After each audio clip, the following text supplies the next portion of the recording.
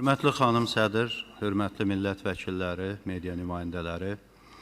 Hörmətli xanım sədr, siz ilk çıxışınızda da haqlı olaraq qeyd elədiyiniz kimi, Azərbaycanın müstəqilliyinin qazanılması Azərbaycan xalqının ən böyük dəyərlərindən biri idi və bu müstəqilliyə biz geri dönüş eləyəndə bunun sadəcə bəyanatlardan, parlament qərarlarından ibarət olmadığını gördük.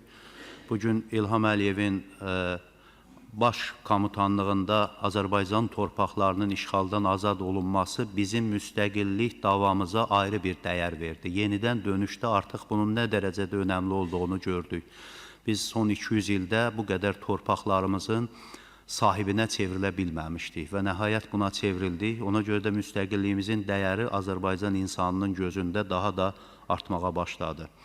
Bu günlərdə Türkiyə Cumhuriyyətində belə bir qərar qəbul olundu. Türk respublikalarında yaşayan vətəndaşlar artıq Türkiyədə əcnəbi statusunu daşımayacaqlar. Onlara işlə, təminatda, peşə fəaliyyətini həyata keçirməkdə Türk vətəndaşları ilə birlikdə bunu gerçəkləşdirə biləcəklər.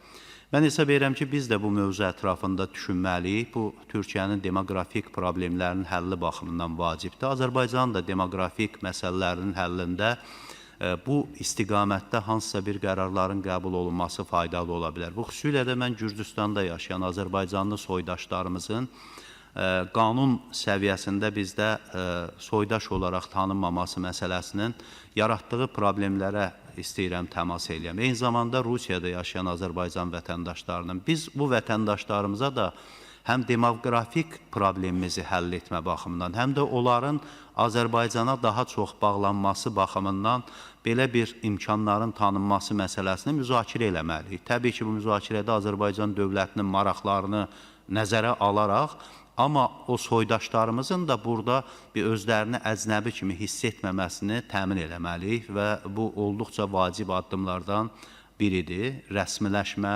legitimləşmə məsələsinə baxmalıyıq.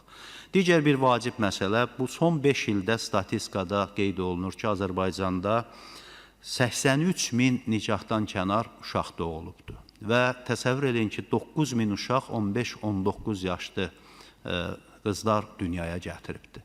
Bu, olduqca ailə institutu üçün böyük bir faciəli bir problemdir. Və biz böyük dövlət, əhalinin sayı çox olan dövlət olsa buna əhəmiyyət verməmək olar.